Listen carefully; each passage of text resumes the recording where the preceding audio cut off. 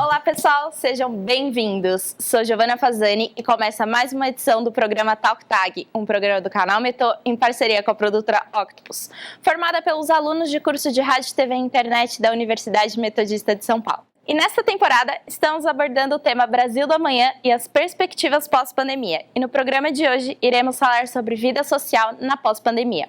Temos aqui a Daniele Rezende, que é psicóloga, e vai trazer uma abordagem comportamental sobre esse tema. Daniele, muito obrigada pela presença. Eu que agradeço.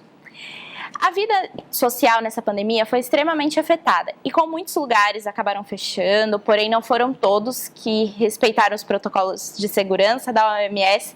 Por conta disso, muitos casos de infectados aumentaram, mas agora com as 2 doses da vacina, muitos lugares estão começando a flexibilização e voltando suas atividades, mas ainda precisamos manter os cuidados em dia. Sim, precisamos. Daniele, para você, como psicóloga, quais foram os principais impactos emocionais que as pessoas vivenciaram com a pandemia e a proibição da vida em sociedade? Todos nós somos seres sociais, todos. A gente nasce para viver com o outro, a gente já nasce dependendo de alguém, né? E essa relação, ela foi rompida de uma forma muito abrupta, porque de um dia para o outro a gente foi obrigado a entender que a gente não podia mais abraçar, a gente não podia mais tocar o outro, a gente não podia mais encontrar os nossos pais, a gente não podia mais andar pela rua da forma como a gente andava normalmente. Então, isso foi realmente uma mudança que causou um impacto absurdo em todo mundo e que trouxe uma série de ansiedade junto com tudo isso. É raro uma pessoa que não sofreu de ansiedade em algum momento depois que essa pandemia surgiu. Eu, você, qualquer pessoa, se olhar por todo esse tempo, teve medo. Teve ansiedade, teve dificuldade de encontrar o próprio caminho, teve dificuldade de dormir. Não foi uma coisa tão tranquila e não é uma coisa tão tranquila e eu acredito que ainda vai demorar um pouco para que a gente possa realmente viver em paz, né? Viver com saúde realmente. E como a vida social foi reinventada? Os encontros online são suficientes para suprir a nossa carência das pessoas? Isso é muito legal, porque a gente observou que, por exemplo, do dia para a noite, uma série de senhores e de senhoras tiveram que aprender a mexer no WhatsApp, a falar com a família através de um celularzinho, e que eles não gostavam. A maior parte dos senhorzinhos, das velhinhas e dos velhinhos não gostavam tanto assim. Mas como foi fundamental para eles e para a gente, não importa em que idade a gente esteja, poder ver o outro através do celular, né? Poder estreitar os laços, poder conversar, poder acompanhar uma festa de aniversário, poder acompanhar uma série de situações. Então, essa rede social,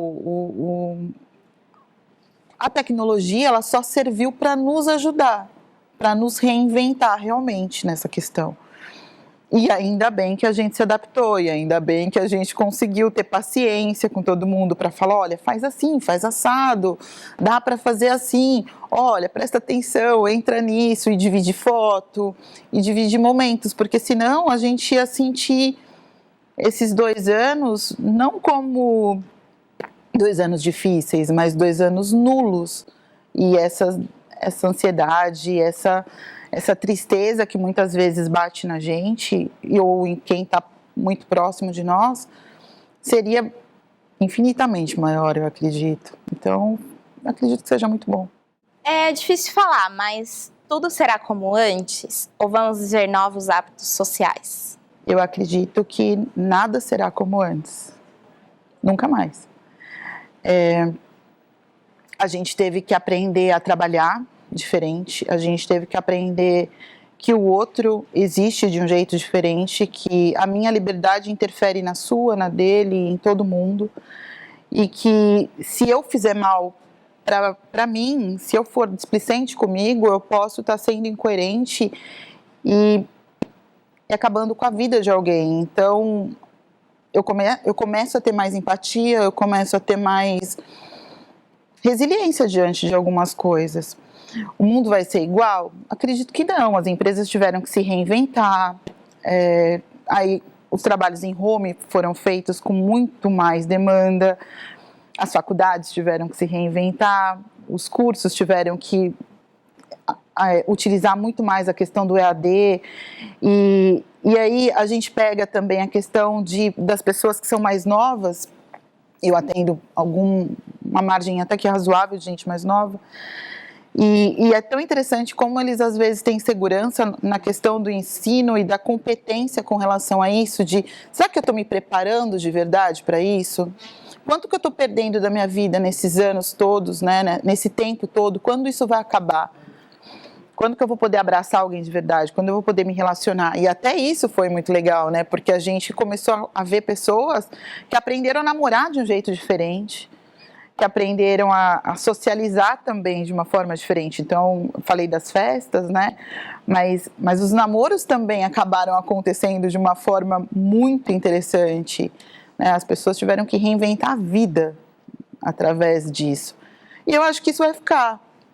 Muito dessas relações vai ficar, muito do trabalho vai ficar, e eu acho que muito dessa questão da higiene também vai ficar de uma forma interessante, inteligente e responsável também, mas ainda vai demorar, eu acredito que um pouco para as coisas normalizarem, sim. E agora estamos com a Adriese Xavier, que tem uma pergunta para você. Olá, boa noite, tudo bem? Boa noite, Adriese, seja muito bem-vinda. Obrigada. Gostaria de saber qual é a sugestão para quando voltarmos às nossas atividades sociais. Uma excelente pergunta. E aí, Dani? O que eu acredito é que, assim, a primeira coisa que a gente precisa ter em mente é o cuidado com a gente e com o outro. E que se isso sempre ocorrer, a gente vai sempre cuidar da nossa saúde e da saúde das pessoas que nós amamos. Então, os cuidados, eu acredito que mesmo acho que pelo menos durante uns 2 anos a gente não vai poder ter uma vida normal. Então, a gente vai precisar continuar passando álcool, continuar usando máscara, precisar continuar selecionando as pessoas com as quais nós convivemos, ter o máximo de cuidado possível para que a gente não coloque as pessoas que a gente ama em risco e não coloque a nossa própria vida em risco. Isso é fundamental. Muito bem. Respondida a sua pergunta? Respondido, obrigada. Obrigada. E agora vamos para um rápido intervalo. A gente volta já.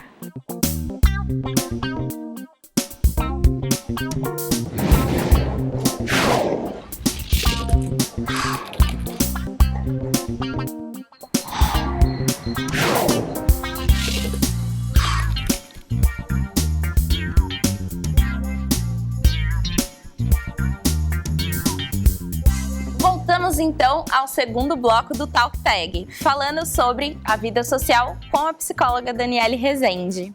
Dani, você acredita que por conta dessa alta taxa de compartilhamento excessivo, muitas pessoas irão desenvolver, por exemplo, o Fear ou Missing Out, conhecido como FOMO ou fobia social? E quais as outras doenças mentais você acredita que as pessoas possam desenvolver? Sim. E isso já vem crescendo antes da pandemia, e a pandemia fez um boom, assim, especialmente na FOMO.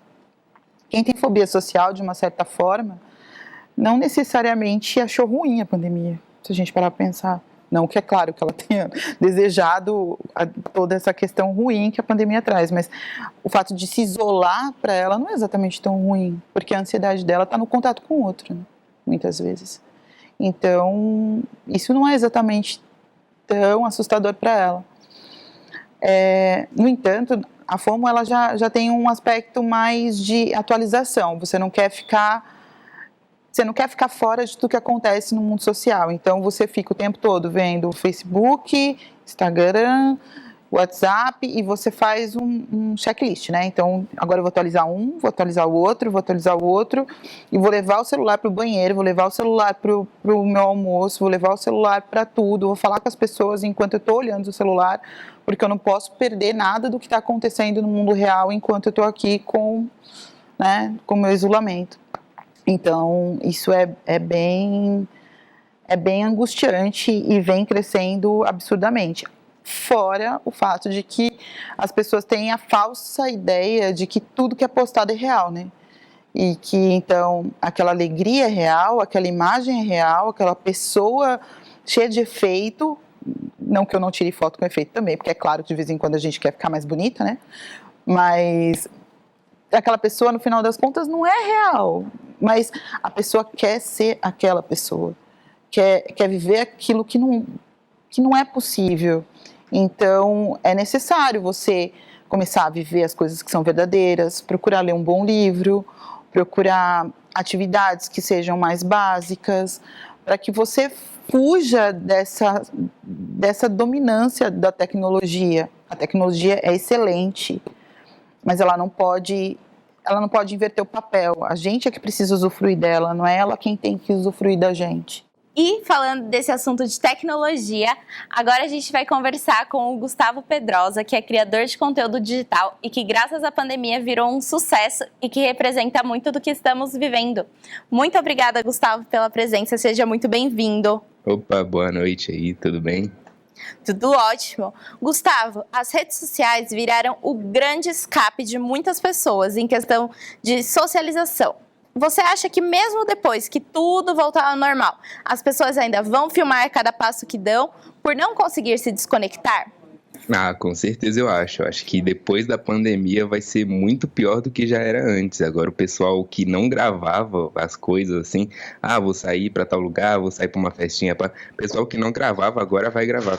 Gustavo, e outra coisa que a internet nos influenciou muito foi dizer o que é moda, né? Você acredita que a internet vai ter esse poder de ditar as regras maior do que a televisão, que sempre ditou as regras bem antes da pandemia? Eu acredito que sim. Eu acredito que todos os nichos, assim, aumentaram, estão atraindo muito mais o público que é interessado por tal coisa, assim. Moda, por exemplo, é uma delas. Aí o pessoal que era ligado, assim, na moda, que antes, por exemplo, uma coisa que fazia bastante sucesso, assim, de roupa entre as mulheres era algo que um personagem de uma novela estava usando. Agora não, aquela influencer está usando. Pode usar até o exemplo da Juliette, que assim que ela saiu do BBB, ela postou uma foto no Instagram dela com tênis lá e o tênis esgotou na mesma hora, assim. E sabemos que as pessoas da internet influenciam muito no que estamos fazendo. Você acha que a internet ajudou com a incentivação da vacina? Eu acho, assim, na minha opinião, ajudou uma parte do público e atrasou outra parte, que é aquela galerinha ali do negacionismo, que antes, tipo, em outra época podia ser influenciada, assim, pela televisão, essas coisas. A vacinar de uma vez, acabou atrasando um pouco por causa da internet ali, de grupo, de Facebook, WhatsApp, de pessoas ali mal intencionadas, até mal informadas, assim, mal informada que estão espalhando notícias falsas, atrapalhou um pouco desse pessoal que está envolvido nesse meio e ajudou bastante os jovens, que eu acho que o pessoal que mais quer ser vacinado assim, são os jovens, então ajudou e atrapalhou de certa forma. Gustavo, muito obrigada pela presença. Daniele, muito obrigada pela sua presença também. Eu que agradeço. Com a vacinação em dia, muitos lugares estão começando a flexibilizar e mais pra frente, quem sabe, voltamos para a nossa vida normal. E com essa mensagem de esperança, essa edição do programa fica por aqui. Agradecemos a todo o público que nos acompanhou e até a próxima com mais um Talk Tag.